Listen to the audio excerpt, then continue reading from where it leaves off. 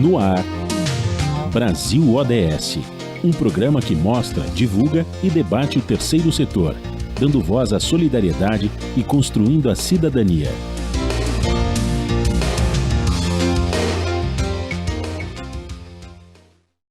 Bom dia, eu sou Joel Scari e começa agora o Brasil ODS, um programa do Observatório do Terceiro Setor com apoio da FAPESP, a Fundação de Amparo à Pesquisa do Estado de São Paulo. No Brasil, 125 milhões de pessoas estão em situação de insegurança alimentar. Hoje vamos falar sobre segurança alimentar. Participam a Lúcia Dias da Silva Guerra, professora e doutora em ciências pelo Programa de Nutrição e Saúde Pública da Faculdade de Saúde Pública da Universidade de São Paulo, com atuação em segurança alimentar e nutricional. O Lucas William Mendes, professor e pesquisador no Centro de Energia Nuclear de Agricultura da Universidade de São Paulo, com pesquisas focadas no estudo de comunidades microbianas em solos de diferentes biomas brasileiros. Bom dia, Lúcia, seja muito bem-vinda ao nosso programa. Bom dia, Joel, obrigada. Bom dia, Lucas. Bom dia, Joel, muito obrigado pelo convite, vai ser um prazer participar. A co-apresentação do programa é de Franca Valverde, que também trará os destaques do site do Observatório do Terceiro Setor. Você vai conferir as notícias do mundo, direto de Nova York, com Mônica Gregg, da Rádio ONU. Bom dia, Franklin. Bom dia, Joel, bom dia, Lúcia, bom dia, Lucas, e bom dia a você que está em sintonia aqui com o Brasil ODS da Rádio Brasil Atual. Franklin, os destaques da semana corrida, tivemos no último fim de semana uma corrida, né? Primeiro debate exatamente, o primeiro debate, né, de um pool de emissoras, né, tendo à frente a Rede Band, né? E antes de começar a falar sobre os destaques, esses destaques, eu queria só reforçar sobre o programa de hoje, né? Nós estamos falando sobre o objetivo número 2, né, do Objetivo do Desenvolvimento Sustentável, que trata claramente de fome zero e agricultura sustentável, sobre acabar com a fome, claro, né, e alcançar a segurança alimentar e melhoria da nutrição, além de promover a agricultura sustentável, né? Esse é o ODS 2, que é fundamental, e que também, acrescentando, né, que o ODS, esses Objetivos de Desenvolvimento Sustentável, né, eles fazem parte da Agenda 2030, por um pacto global e um mundo mais justo e sustentável da ONU, né? Então, acho que isso é importante, eles fazem parte dessa plataforma da ONU por um mundo mais justo e sustentável. E o destaque foi muito importante, Franklin. É perfeito. E o que eu quero dizer também, o que está bombando, ainda continua sendo repercutido nas redes sociais, né? A fala do presidente Bolsonaro na semana passada, né? Quer dizer, foi, digamos, a reprise de uma live que ele fez lá para trás, mas que está repercutindo agora na campanha política, a frase que ele falou, que ele visitou lá um acampamento de venezuelanos, né, de refugiados venezuelanos, que pintou um clima com menininhas de 13, 14 anos. Tá tudo bem, não dá para se dizer, né, não há provas de que Bolsonaro é pedófilo, como estão dizendo nas redes sociais e tal. Não dá, isso não vamos exagerar. Mas a fala dele, sim, é uma fala que abre espaço para a pedofilia, e isso é inadmissível na voz de um presidente da República. De ninguém, mas de um presidente da República mais ainda, porque ele é uma pessoa que tem uma caixa de ressonância muito grande na sociedade, representa o Estado brasileiro e não pode dizer uma coisa dessas, né? Isso é um absurdo. Um dos tantos absurdos que ele fala, né, nos seus discursos, é questão de gênero, questão racial, enfim, tantas outras questões que o Bolsonaro, às vezes, atropela a fala. Isso é inadmissível, né? Na voz do presidente da República, isso não pode ser dito de ninguém, mas dele menos ainda. Não se espera que uma pessoa que ocupa o cargo que ele ocupa fale uma barbaridade dessa, que pintou um clima com meninos de 2, 3 anos, que, aliás, né, que estavam todas lá arrumadinhas, né, nas palavras dele, arrumadinhas, quando, na verdade, elas estavam aprendendo um novo ofício, uma profissão. Já nem deveria, né, com 14, 13 anos, já tá só estudando. Mas, enfim, elas estavam aprendendo a maquiagem, a se maquiar, por quê? Para poder trabalhar, para poder ajudar a família que é refugiada, que tem dificuldades aqui no Brasil, né, que já tiveram que sair do país de origem e vieram para cá encontrar um apoio, né, aprendendo uma profissão, e aí o presidente disse que elas estavam arrumadinhas, né, insinuando que estariam garotas de programa. E não eram, elas estavam simplesmente aprendendo uma nova profissão, Joel. Vivemos uma situação muito difícil com essa campanha eleitoral, né? não só no Brasil. É verdade, é Um verdade. profundo retrocesso no país. Agora sim, vamos falar em segurança alimentar com os nossos dois convidados. Lúcia, dia 16 foi o Dia Mundial da Alimentação, mas com 125 milhões de pessoas em segurança alimentar, não há motivos para comemorar. No Brasil de Bolsonaro, então, não temos absolutamente nada para comemorar, não é? Esse fato que o Franklin, acho que muito bem destaca e que repercutiu no final de semana, demonstra a natureza do Estado neofascista que estamos sim vivendo e temos evidências e práticas, né, neofascistizantes sim, que esse governo tem tomado, inclusive não só nas suas falas que detalham muito bem, né, sinais de pedofilia, mas também as suas falas ao longo, desde 2019, quando entrou no governo brasileiro, que nega a fome, né? As suas falas, de fato, da inexistência, né, de fome no Brasil, e isso foi se agudizando com o passar, né, dos anos, e atualmente temos aí mais de 58% da população brasileira em situação de insegurança alimentar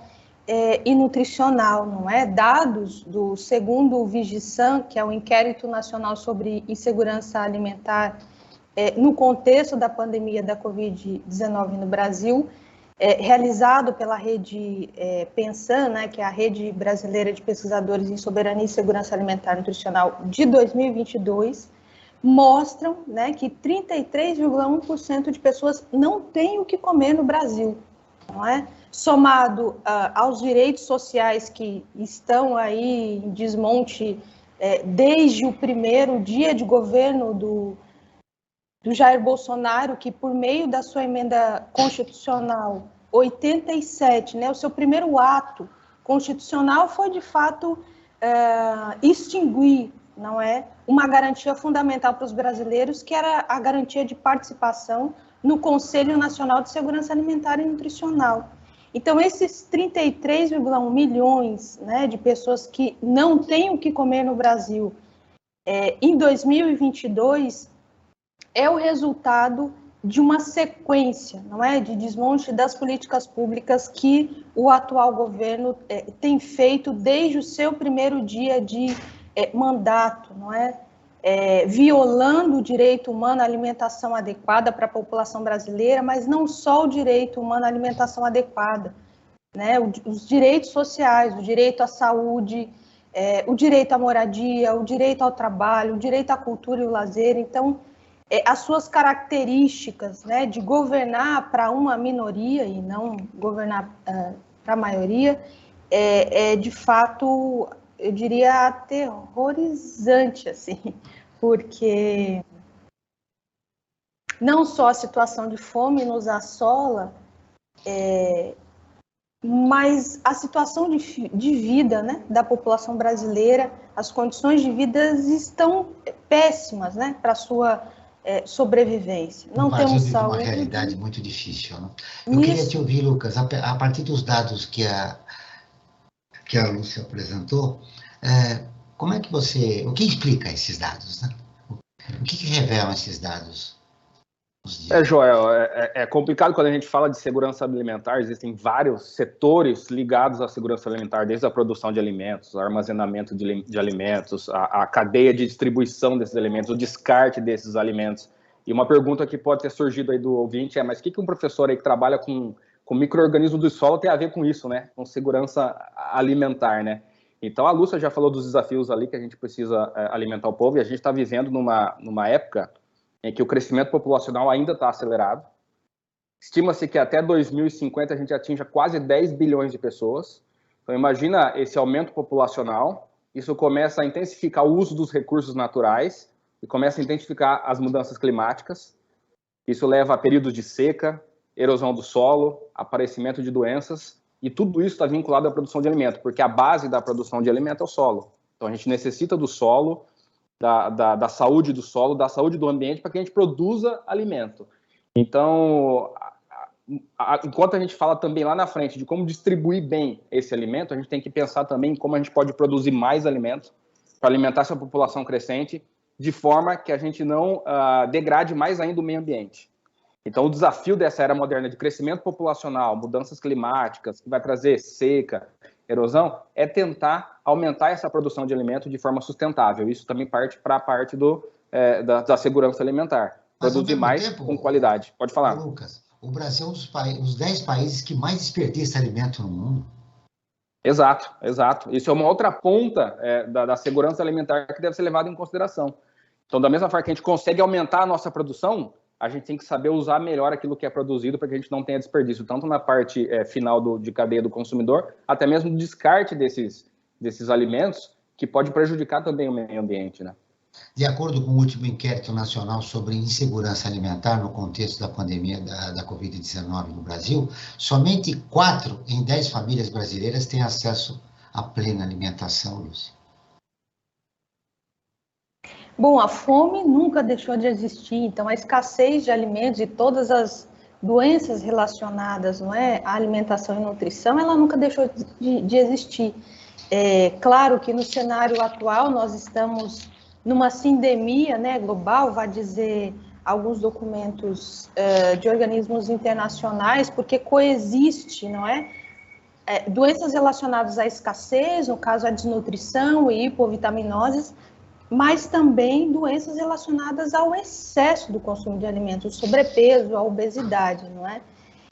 Mas o fato é que a fome ela nunca deixou de existir, não erradicamos, né? Enquanto sociedade global, não conseguimos. Talvez essa seja um dos desafios, né, da nossa geração, como o Lucas trouxe muito bem. A população vai continuar crescendo, temos uma preocupação da produção de alimentos, mas a fome nos assola, né, desde muito tempo, desde Josué de Castro. Vamos trazer um marco histórico, né?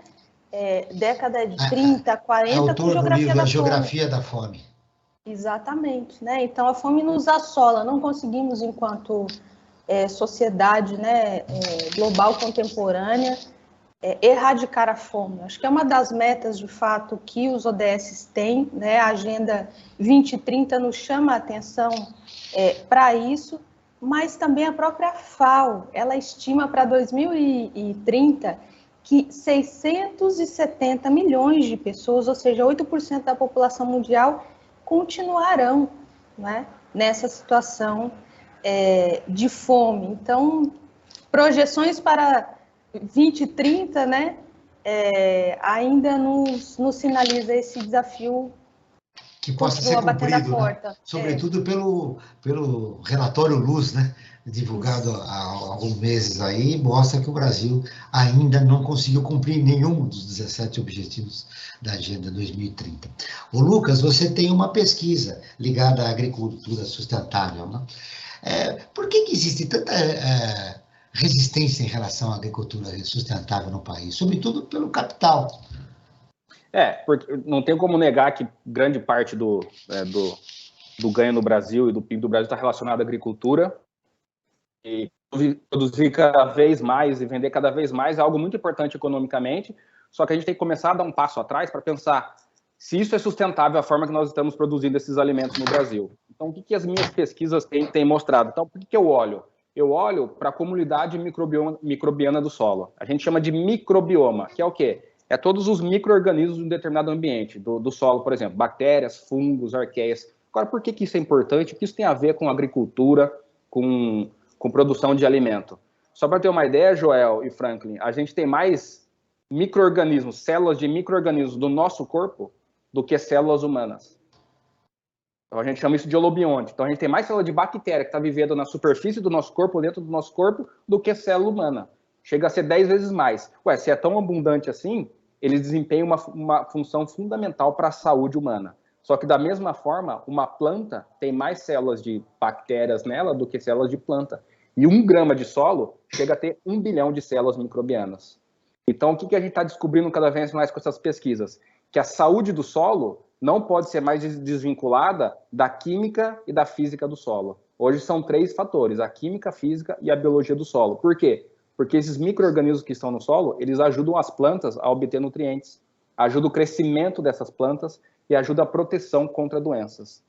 Então, conforme a gente vai manipulando o solo, usando uma agricultura extensiva e intensiva, a gente pode degradar essa biodiversidade natural do solo e isso diminui a produção e produzir com menos qualidade. Vou citar um exemplo rápido aqui, fácil, clássico.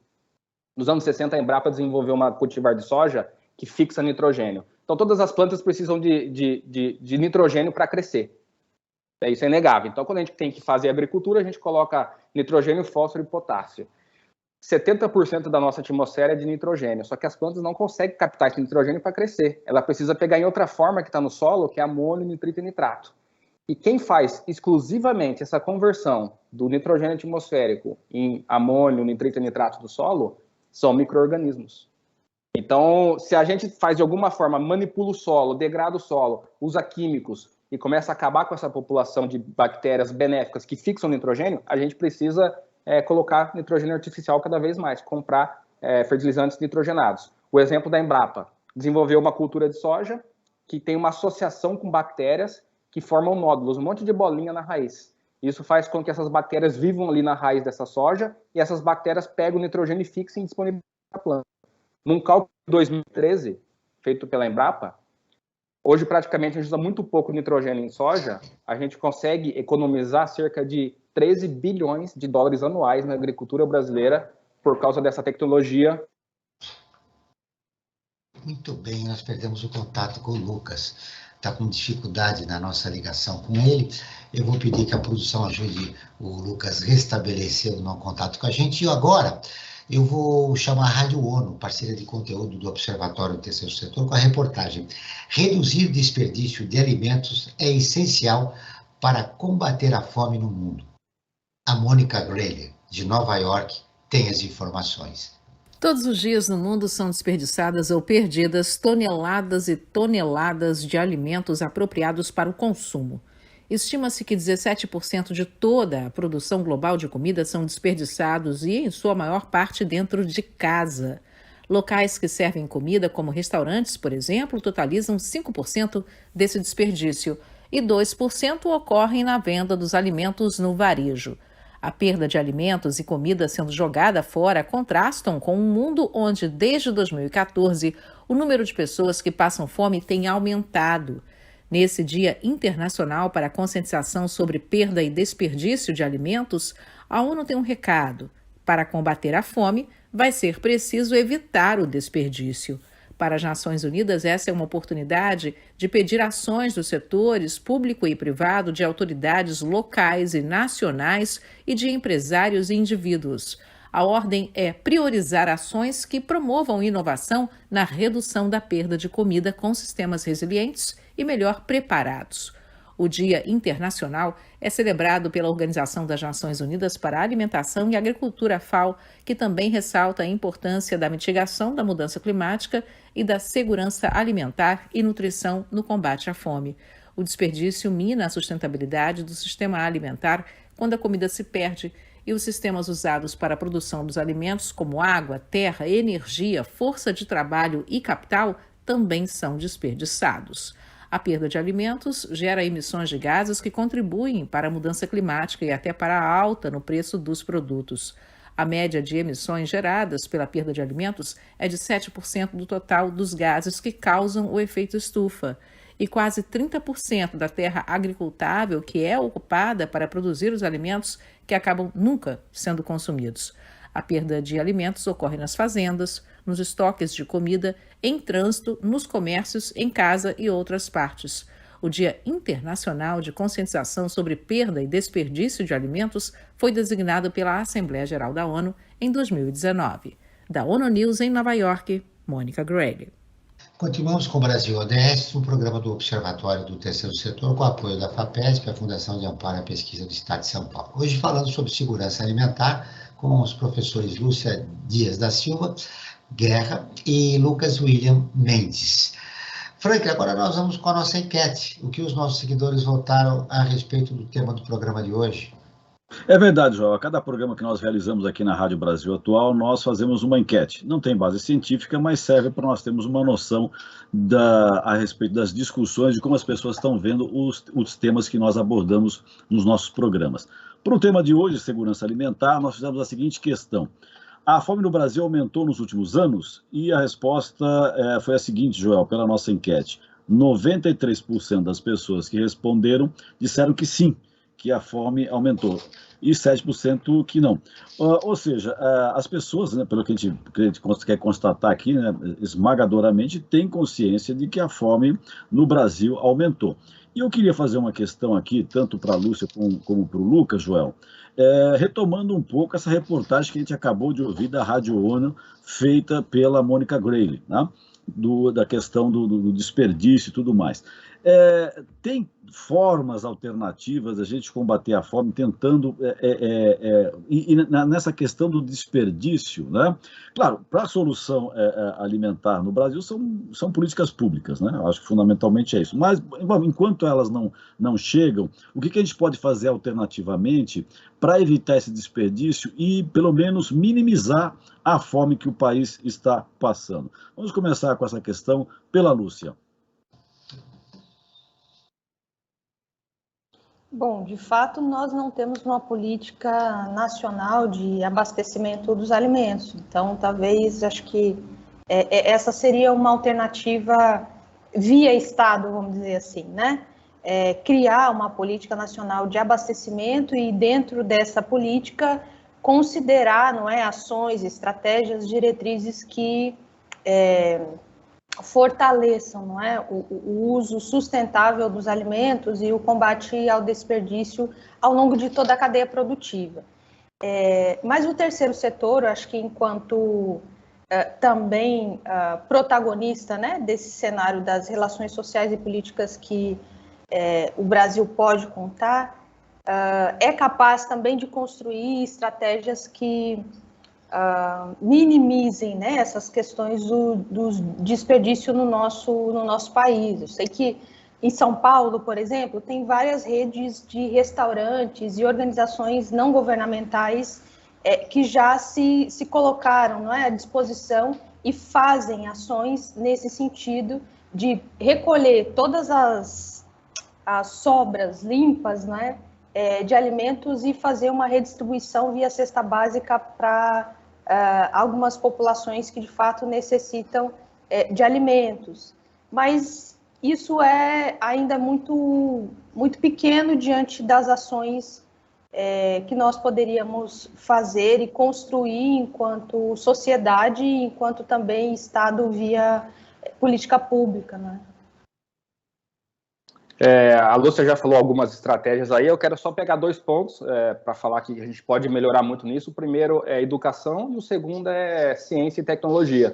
Então, na educação, a gente pode tentar implementar modelos de educação ambiental nas escolas, nos sistemas, para que as pessoas tenham consciência em separação de alimento e preservação de alimento, por aí vai, para tentar minimizar esse efeito. E na área da ciência e tecnologia, investimento em pesquisa, para que a gente possa, por exemplo, integrar sistema produtivo de alimento com embalagens, tecnologias que aumente o tempo de prateleira, que aumente a qualidade das embalagens para que a gente desperdice menos alimento, que a partir do momento que um alimento ele é degradado, a gente possa, de alguma forma, descartar de uma forma mais saudável para o meio ambiente e usar os bioprodutos secundários disso, como, por exemplo, o biogás.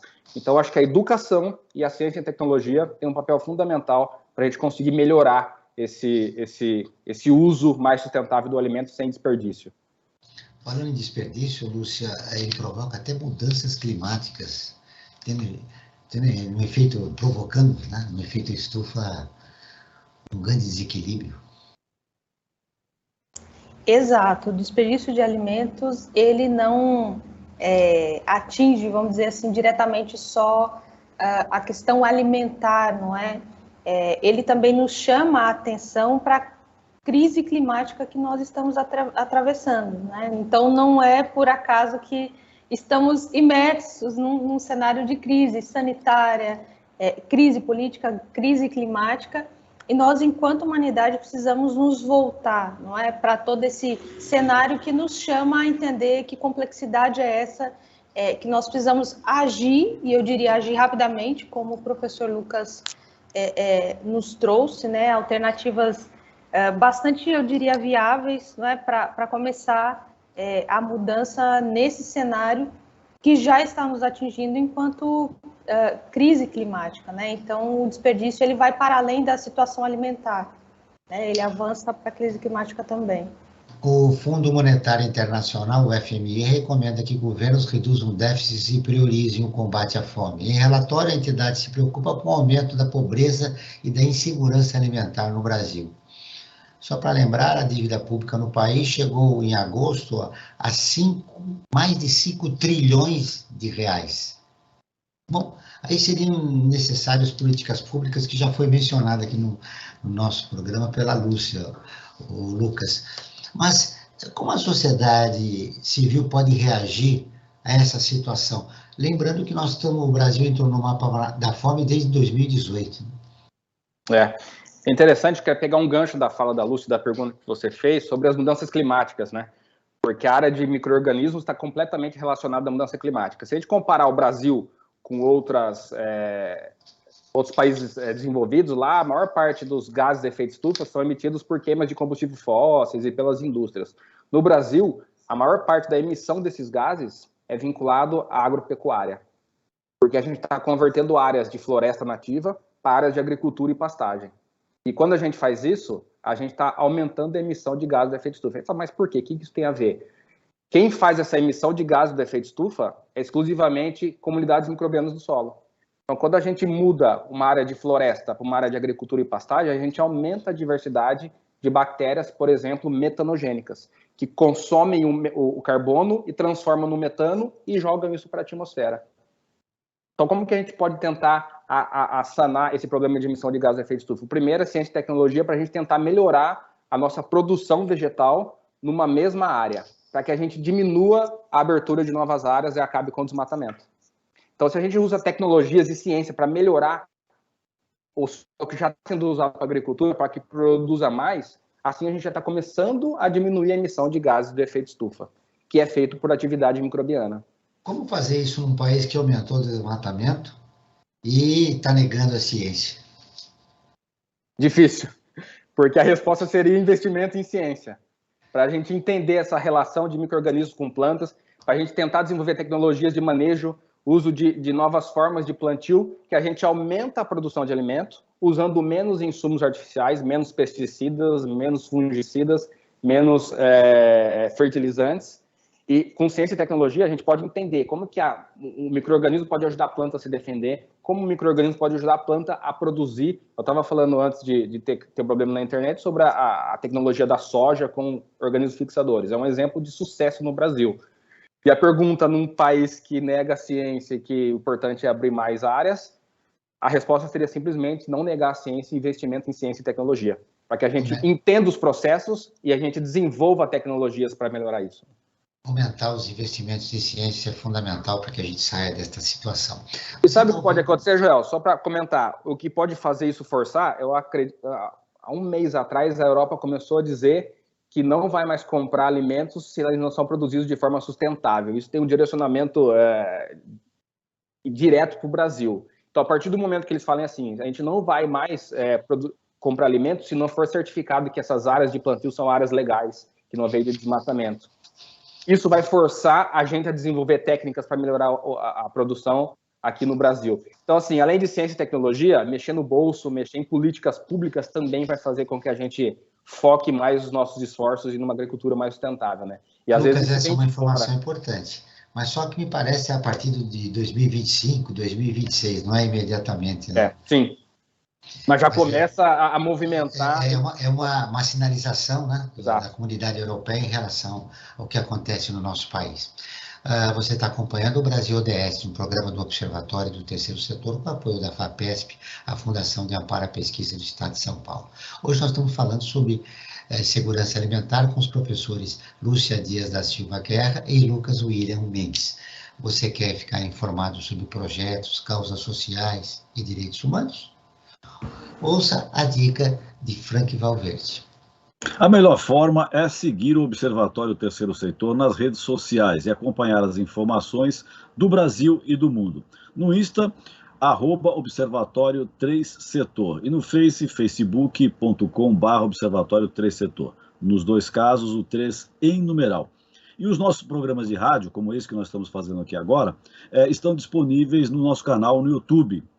Lá você também encontra entrevistas e quadros como Você Sabia e Você Conhece, que mostram aspectos ignorados da história e refletem sobre a nossa sociedade. Basta buscar por Observatório 3 em numeral, setor, Joel. Muito bem, está aí uma notícia boa. O Brasil tem condições de garantir segurança alimentar com sustentabilidade. O assunto foi discutido no webinário sobre alimentação saudável, equilíbrio ambiental, produção, ambiente, economia e sociedade. Lucas, você participou deste evento. Quais são as propostas para garantir uma produção de alimentos mais sustentável no Brasil? Você já disse algumas durante o programa, mas é importante repeti-las e acrescentar mais alguma coisa importante que aconteceu no webinário.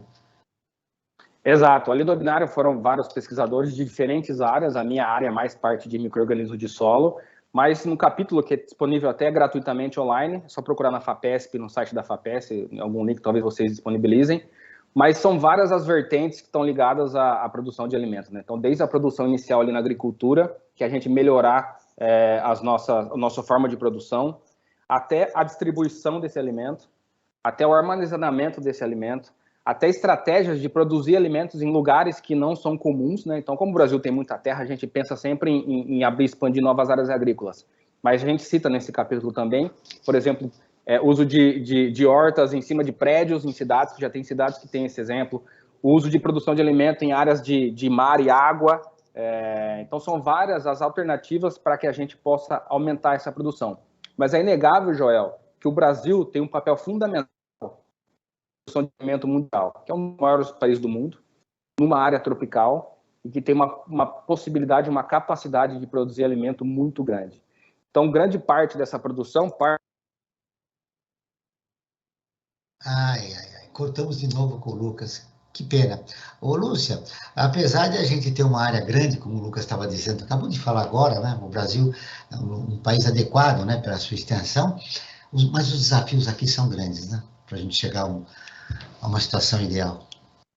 Eu usaria palavras de José de Castro, são enormes e não é a superpopulação ou a falta, né, da capacidade de produção de alimentos para alimentar essa população toda mundial, né? Temos, sim, outras saídas e nós não podemos naturalizar a questão da ausência, não é? de alimentos ou então a situação de fome como algo dado, não é?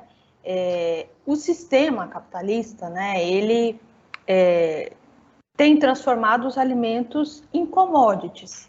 Então, como é que os alimentos eles estão inseridos nesse sistema de produção, né, capitalista, nesse modo de produção? São commodities. Então, o Brasil é um dos grandes exportadores de alimentos, né, de matérias-primas, de fato, para outros países, como, por exemplo, o que o Lucas disse, né, da indução externa de países europeus que não comprarão mais alimentos se não forem de terras agricultáveis de forma sustentável. Bom, é sempre uma indução externa, então mostra a nossa dependência dentro desse sistema de produção, né? É preciso começar a construir estratégias por nós mesmos, ou seja, estratégias nacionais. Uma indução externa, claro, ela é sempre muito importante, mas nos mantém ainda nessa relação de dependência, né? Somos capazes, e aí o Brasil precisa, de fato, voltar a ocupar o seu protagonismo internacional e nacional na produção de alimentos. O agro não é pop, como o professor Lucas nos disse, né? Temos muitas terras, temos sim, mas estamos desmatando florestas naturais para o agronegócio, né? E pastagem, para agricultura e pastagem em grande escala, para monocultura, né? E nós precisamos da produção agroecológica feita por pequenos produtores. Então, a agricultura familiar, ela é importantíssima em todo o Brasil. É ela que abastece a maior parte dos pratos, né, dos brasileiros. Então, a mudança dos sistemas alimentares, né, que nós estamos inseridos hoje é muito importante. Então, precisamos começar a construir sistemas alimentares mais saudáveis. E o professor Lucas nos trouxe uma perspectiva bastante importante, que são as hortas comunitárias urbanas. Não é? Nós, no interior do país, pensando região norte, centro-oeste, nordeste, nós temos muitas hortas comerciais, pequenas hortas. Isso é possível ainda, né? Nessas regiões, principalmente na região norte. Agora eu falo com vocês aqui da cidade de Santarém. Então, a região norte é isso. Muitas pessoas ainda cultivam, né? Alguns alimentos, principalmente folhosos e temperos, nos seus quintais. Mas a gente tem também hortas comerciais que os pequenos vendedores conseguem ainda cultivar e distribuir por toda a cidade. Mas nas grandes cidades, isso não é tão possível assim, não é, Lucas? A gente tem o Cinturão Verde, que abastece a cidade de São Paulo, mas a gente precisa começar a pensar na produção de alimentos a partir das hortas comunitárias urbanas. Temos exemplos bastante importantes na cidade de São Paulo, né, de hortas comunitárias urbanas que têm modificado, sim, o ambiente urbano. Lucas, antes de interromper a sua ligação, você estava falando do que de mais importante aconteceu no webinário, né? Estava falando das hortas comunitárias, como a Lúcia disse, e aí interrompeu a sua fala. Iniciativas como na água, no mar, enfim, e o que mais? E se a gente pensar na grande escala em produção de alimento, que é o grande negócio do Brasil, o agronegócio, é o desenvolvimento de tecnologias para que a gente produza mais alimento numa mesma área. E da onde parte isso? Parte de entender a importância do meio ambiente e a qualidade do solo. Então, a gente só vai fazer isso quando a gente entender a importância de micro-organismos, a importância da química do solo, da biologia do solo, e então desenvolver técnicas que mantenham essa qualidade no solo. Por exemplo, no Brasil já é um pioneiro em diferentes formas de agricultura sustentável, como, por exemplo, plantio direto, que não é ficar revolvendo o solo toda vez que vai plantar, porque isso mantém a biodiversidade do solo saudável. A rotação de culturas é algo que promove uma biodiversidade no solo e vai ajudar a produção de alimentos. A agrofloresta, algo que começou no Brasil, é muito interessante, que é a integração de áreas de plantio com árvores para melhorar a qualidade do solo, adubação verde, uso de inoculantes na agricultura. Então, o Brasil tem dado passos muito bons em relação a uma agricultura sustentável. Então, qual é o objetivo disso? É a gente produzir mais alimentos numa mesma área para que a gente diminua a necessidade de abrir novas áreas de agricultura. Mas por que parte do agronegócio ainda resiste à agricultura sustentável? Porque, às vezes, a gente não consegue mostrar a importância de manter uma qualidade no solo a longo prazo. Porque, muitas vezes, o produtor ele quer um resultado prático aqui, na próxima safra, vender cada vez mais e produzir cada vez mais. Só que a gente começar a usar essa forma de uso do solo, a gente começa a degradar cada vez mais o solo e a longo prazo a gente vai perder essa produção. Se a gente conseguir mostrar que algumas práticas vão manter a qualidade do solo e que a longo prazo a produção vai se manter boa e estável, seria o primeiro passo. E por que mantém estável? Porque, como eu falei, não tem como desassociar a qualidade e saúde de plantas dos micro-organismos. Então, quanto mais biodiversidade a gente tem no solo, mais a gente tem ciclagem de nutrientes, proteção contra doenças e produtividade. Então, a gente tem que usar práticas que mantenham essa biodiversidade. E um contexto muito interessante que surgiu nos anos 90, mas agora foi ligado ao microbioma, é o contexto do One Health, que é uma só saúde. Então, o que é One Health? Eles falam que a saúde humana ela não está desvinculada da saúde animal, da saúde vegetal e do meio ambiente. E alguns pesquisadores dizem que o que faz essa ligação desse One Health são os micro-organismos, que o solo é a maior fonte de micro-organismos. Isso vai para os alimentos, isso vai para os animais, isso vai para as plantas e isso, consequentemente, vai para os seres humanos. Então, entender tudo isso e melhorar essa relação de planta com micro-organismos para aumentar a produtividade é uma ferramenta muito forte para a gente conseguir fazer uma agricultura sustentável. Agora vamos ouvir as notícias e destaques do site do Observatório do Terceiro Setor. Frank, quais são esses destaques? Bom, Joel, antes de convidar a todos e a todas, dar os destaques, eu quero convidar a todos e a todas para visitarem o nosso site, observatório 3setor.org.br, ou 3 em numeral. Lá vão encontrar uma série de matérias que tratam sobre os direitos humanos, sobre a cidadania, e tem destaque algumas que têm tido uma boa leitura, como, por exemplo, o Brasil tem 1.800.000 crianças em situação de trabalho infantil. É absurdo, mas é real, né? Então, essa matéria é uma das mais lidas no site do Observatório do Terceiro Setor, além de uma outra que pessoas que passam fome no país supera a população inteira da Venezuela, né? Acho que é uma matéria que está diretamente ligada com o tema que nós estamos tratando hoje, no programa de hoje. E o destaque que eu quero dar principal, né, que também tem tudo a ver com o tema do programa de hoje, que é segurança alimentar, é uma matéria que foi escrita pela Maria Fernanda Garcia, com o título "Com 33 milhões passando fome, o governo quase zera verba para programas alimentares", né? É um momento delicado que vive o país, em que 33 milhões de pessoas passam fome, ações importantes tiveram cortes que variam de 95% a 97% da verba prevista para o próximo ano. Olha só a situação que o Brasil se encontra, né? Enfim, é mais uma do desgoverno que nós estamos vivendo nos dias de hoje, né? Enfim, essas matérias que eu falei todas e outras que podem ser encontradas no site do Observatório do Terceiro Setor, todos e todas vão encontrar também com uma ferramenta chamada de audiodescrição, que é uma ferramenta voltada exclusivamente para as pessoas que têm deficiência visual e poderão ter acesso aos nossos conteúdos, Joel. Muito bem. O endividamento chega a 80% das famílias e bate recorde seguido. O aumento foi puxado pelos consumidores de menor renda, 80% das famílias com renda mensal inferior a 10 salários mínimos estão com débito em atraso. Em que medida esses números afetam a segurança alimentar do nosso país, Lúcia? Bom, pegando essa informação, né, desse recorte de renda de 10 salários mínimos, quem no Brasil hoje, né, tem 10 salários mínimos? Bom, se é esse recorte, né, de renda que está se dividindo... Até 3, até 4 salários mínimos. Exato, e quem vive com menos de um salário mínimo, né? Quem está ali abaixo da linha da pobreza, né?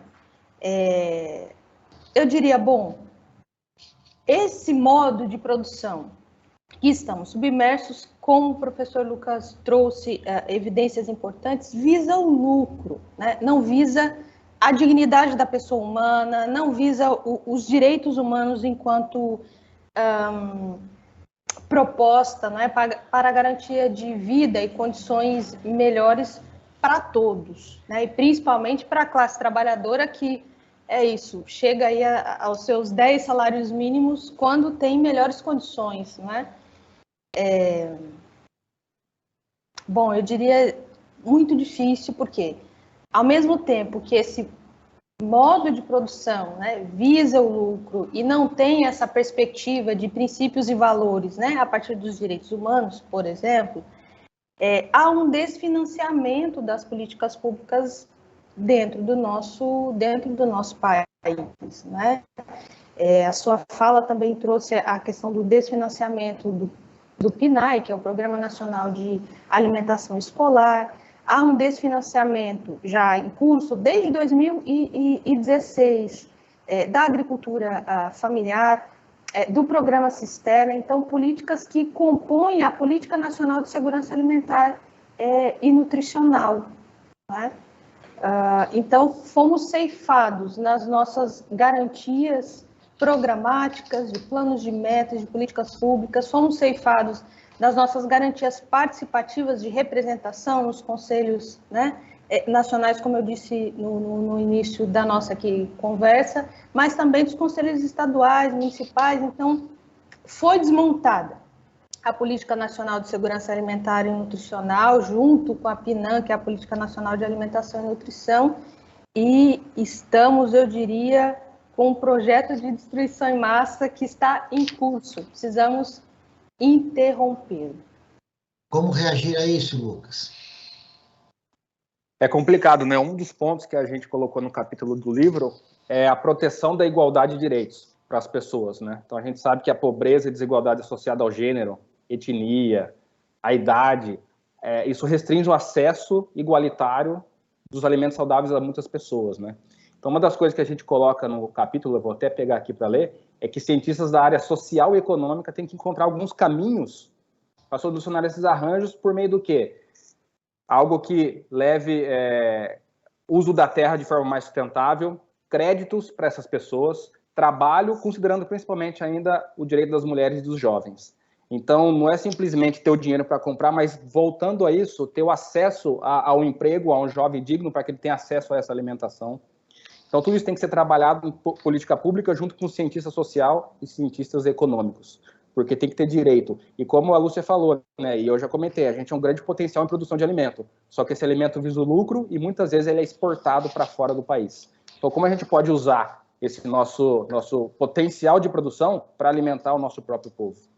Olha, você falou do uso sustentável da terra.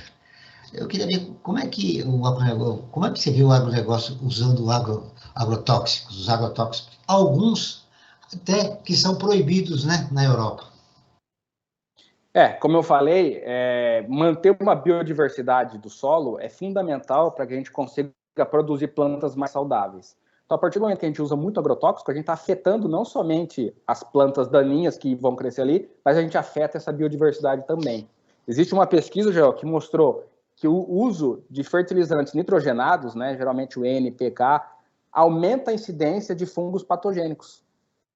Então, como que a gente quer produzir mais, quer melhorar a produção se a gente está favorecendo organismos patogênicos? Então, a gente está fertilizando de uma forma irracional e promovendo doenças em plantas. Isso vira um ciclo vicioso, porque daí se a gente coloca um fertilizante, promove um fungo que mata uma planta, a gente vai colocar o fungicida. E tudo isso vira um ciclo que cada vez mais vai degradando essa biodiversidade do solo. Aonde está acontecendo? Em que região do país acontece isso? O uso de fertilizantes nitrogenados acontece em qualquer plantação, né? Em todas. Qualquer plantação. Porque sem ele a gente não consegue manter uma produção em alto nível. Então, o que a gente tenta com pesquisa e investimento em pesquisa e tecnologia? Melhorar esse entendimento da relação planta e micro-organismo para que a gente promova essa biodiversidade e diminua o uso desses fertilizantes.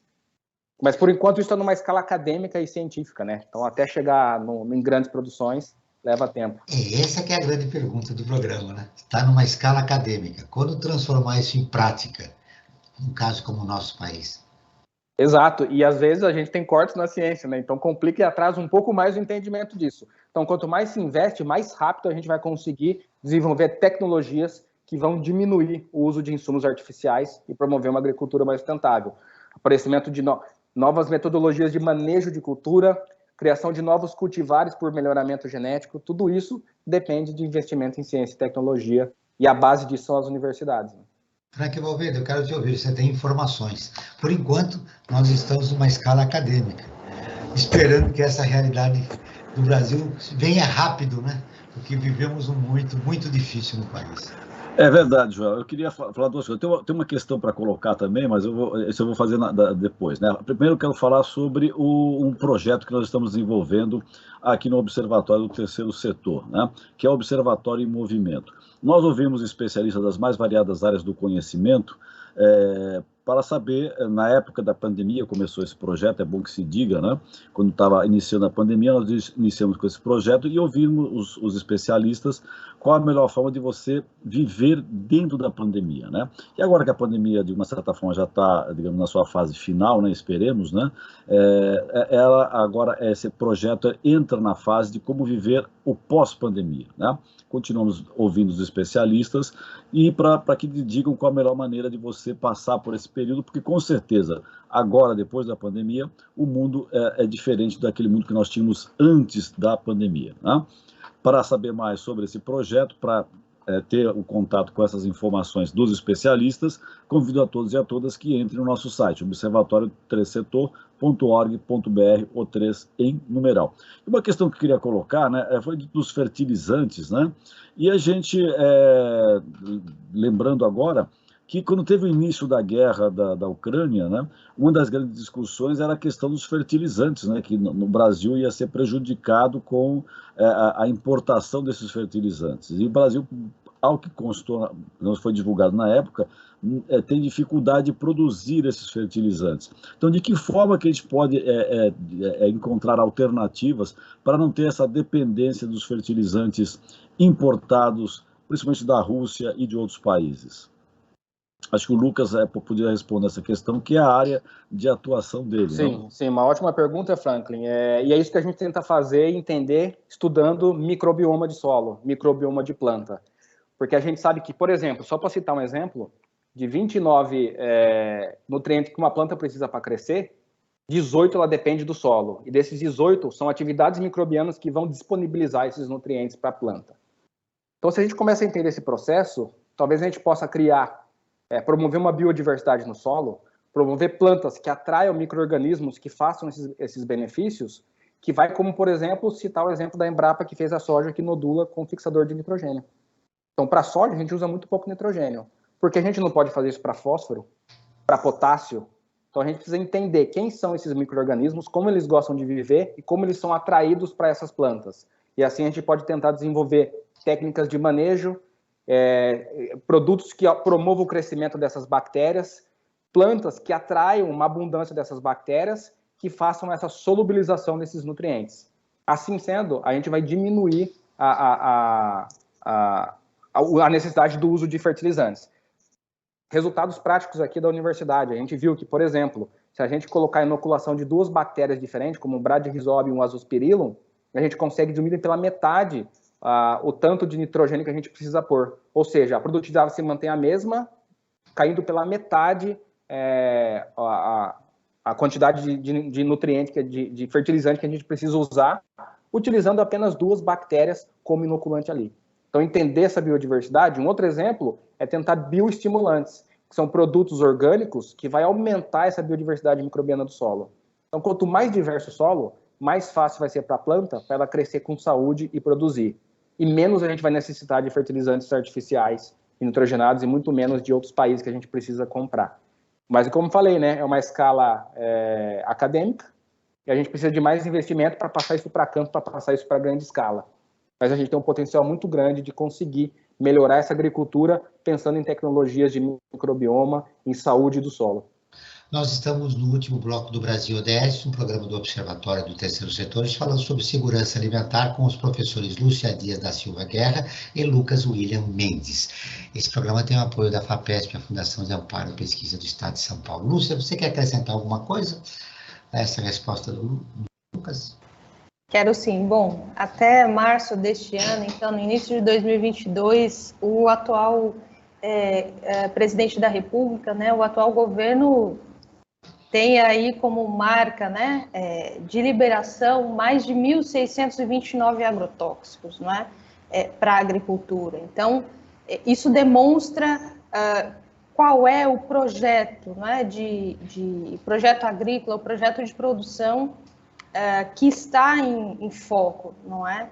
O professor Lucas já nos trouxe elementos suficientes em relação ao meio ambiente e alternativas, né, de rotação, agroflorestas e adubação verde, que podem ser, sim, utilizados para a produção de alimentos, mas essa não é a escolha, essa não é a opção de projeto de sociedade, de projeto político, de projeto de Estado que nós estamos falando dentro desse contexto do modo de produção capitalista. E isso dificulta, sim, o enfrentamento, né, de todas essas questões ligadas à segurança alimentar e nutricional no mundo e no Brasil. Franklin, estamos terminando quase o programa. Eu queria o seu destaque final. Olha, ouvindo essa boa entrevista que nós fizemos com a Lúcia Guerra e com o Lucas Mendes, acho que o destaque principal é o seguinte: nós temos muita potencialidade no Brasil. O que falta são políticas públicas perenes para resolver o problema da segurança alimentar no país. 1 minuto para cada nosso convidado, para o seu destaque final. O que mais importante você gostaria de deixar registrado, Lucas, a respeito do tema do programa de hoje, agradecendo novamente a sua entrevista? Eu vou na mesma linha do Franklin. A gente deixou claro aqui que o Brasil tem um potencial gigantesco de produzir alimento de forma sustentável, que ajude a alimentação do povo brasileiro e também ajude a alimentação mundial. Só que para a gente faça isso de forma sustentável, a gente precisa entender os processos, entender mecanismos e criar novas estratégias para que isso não degrade o nosso próprio ambiente, que a longo prazo a gente mantenha essa produção. Isso se passa através de educação, investimento em educação, para que as pessoas tenham um conhecimento e apoio isso, e ciência e tecnologia. para que a gente consiga entender esses processos e desenvolver tecnologias, formas de manejo, novos cultivares que ajudem essa produção sustentável. Para que a gente pense, não daqui 5 ou 10 anos, mas pense daqui 20 anos de como vai estar esse nosso ambiente se a gente continuar produzindo alimento da forma que a gente está produzindo. E quem sabe em 20 anos a gente não é mais um celeiro do mundo, porque a gente extenuou o nosso solo. Lúcia, seu destaque final.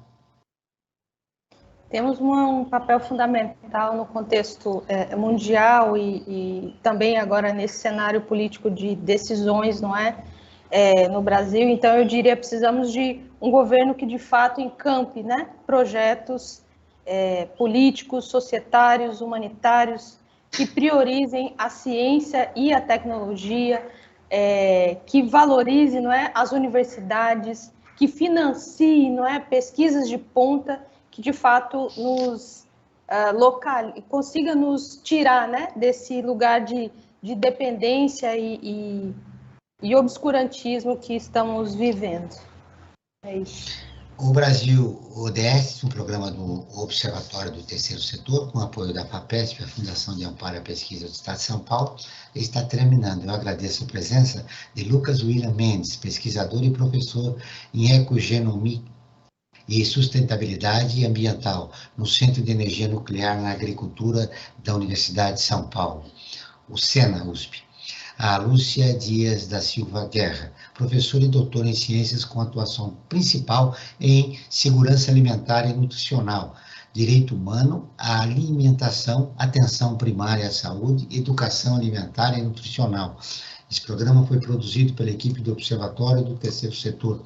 Na próxima terça-feira, às 9 horas, acompanhe nosso programa Perspectiva, sempre com assuntos da atualidade. E ficamos por aqui, sempre na luta por uma sociedade mais justa, solidária, sustentável e tolerante. Até o próximo programa.